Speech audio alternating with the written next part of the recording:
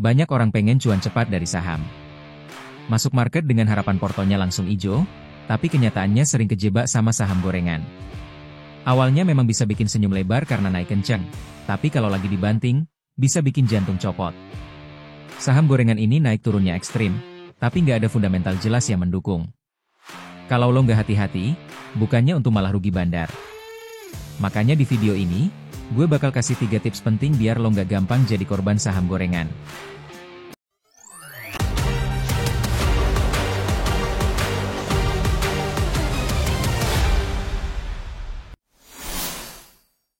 Tips pertama, pahami dulu risiko berinvestasi di pasar modal. Ingat, dimanapun lo taruh duit, selalu ada peluang untung, tapi juga ada risiko rugi.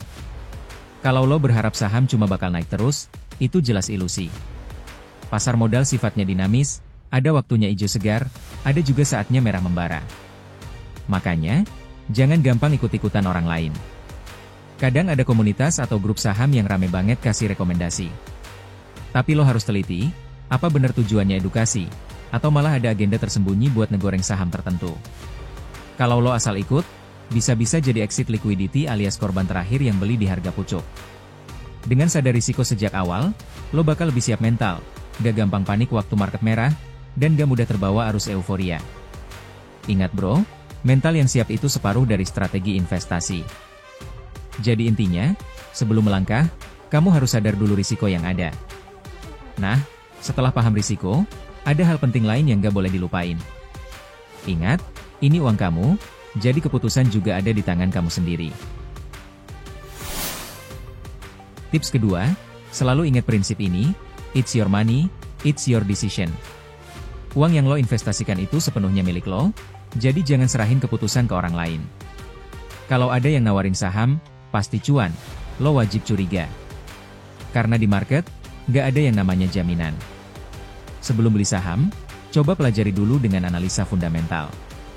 Lihat laporan keuangannya, cek apakah perusahaannya beneran sehat atau cuma terlihat heboh di berita. Kalau mau lebih detail, lo bisa juga pakai analisa teknikal buat nyari timing beli dan jual. Dengan begitu, setiap langkah lo ada dasarnya, bukan cuma ikut-ikutan orang di grup.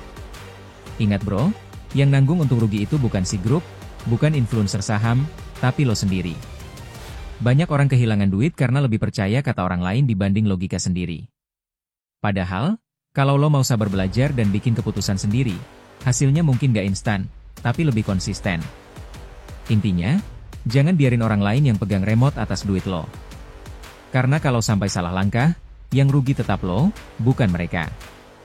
Kalau keputusan ada di tangan lo, berarti lo juga harus punya dasar yang kuat. Nah, dasar itu biasanya ada di keterbukaan informasi perusahaan. Makanya, mari kita masuk ke tips ketiga. Tips ketiga, jangan males buat cermati keterbukaan informasi perusahaan. Di Bursa Efek Indonesia, semua emiten wajib ngasih laporan keuangan, laporan tahunan, sampai public expose. Kalau ada kondisi khusus, misalnya perubahan manajemen, kinerja turun drastis, atau aksi korporasi kayak right issue, mereka juga wajib ngumumin ke publik. Dari informasi inilah lo bisa nilai apakah saham tersebut masih menarik atau justru penuh risiko. Banyak investor pemula yang cuek sama laporan resmi, padahal disitulah kunci buat ambil keputusan logis. Contoh, kalau lo baca laporan keuangan dan lihat utang perusahaan membengkak, sementara pendapatannya stagnan, itu alarm merah. Atau kalau ada perusahaan yang rajin bagi dividen konsisten, itu sinyal positif yang sering dilewatin sama orang-orang yang cuma ikut-ikutan. Ingat bro, gorengan biasanya nggak punya keterbukaan informasi yang jelas. Makanya orang gampang terjebak karena cuma lihat harga yang naik turun kenceng tanpa tahu alasannya. Kalau lo rajin cek keterbukaan informasi, lo bisa lebih tenang, karena keputusan lo berdasarkan data, bukan sekadar euforia. Intinya, keterbukaan informasi itu ibarat lampu penerang di jalan gelap. Kalau lo mau jalan tanpa lampu, resikonya ya bisa nyungsep. Tapi kalau lo rajin nyalain lampu dengan baca laporan resmi, arah investasi lo bakal jauh lebih jelas dan aman. Jadi, kalau kamu masih bertanya saham apa yang terbaik, artinya kamu belum cukup meluangkan waktu untuk belajar. Pasar modal itu butuh pemahaman, bukan sekadar ikut-ikutan. Mulai dari paham risikonya, sadar kalau keputusan ada di tangan kamu, sampai rajin mencermati keterbukaan informasi perusahaan. Kalau 3 hal itu sudah jadi kebiasaan, kamu nggak akan gampang terjebak saham gorengan, dan perjalanan investasimu bakal jauh lebih sehat ke depan.